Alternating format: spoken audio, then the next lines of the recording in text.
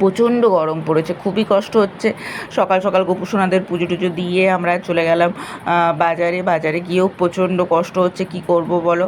যাই হোক, বাজার থেকে এসে খাওয়া দাওয়া করেছি। আর এইদিকে বিকেলবেলায় আমরা আম গাছের তলাতে বসেছিলাম। আম গাছের তলাতে বসেই চাটা খাবো ঠিক করেছি। আর বাইরে যেতে ভালো লাগছে না, যা গরম। তারপরে গেছিলাম অ্যাপেলো ফার্মেসিতে টুকটাক কিছু কিনতে। আমরা বেশিরভাগ টাইমই অ্যাপেলো ফার্মেসিতেই টুকটাক জিনিস কিনি। তো সেখানে গিয়ে কিনছিলাম। আর ওই ঠান্ডার ডার্মিকুল না নবরত্নের পাউডার কোনটা নেব সেটাই খুঁজে পাচ্ছি না। তো যাই হোক, পাপিয়া তো বলেই দিল, তুই তো ক্যামেরা করতে আসিস, আমাকে কোনো কিছু হেল্প করিস না, শুধু ক্যামেরাই করিস।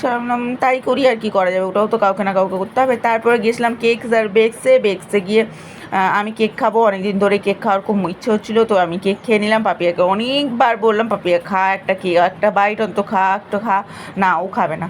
তো যাই হোক, ও যেটা মনে সেটাই খাক। আর আমরা এরপরে বাড়ির উদ্দেশ্যে, তারপর বাড়িতে এসে দেখি মিশু এসছে।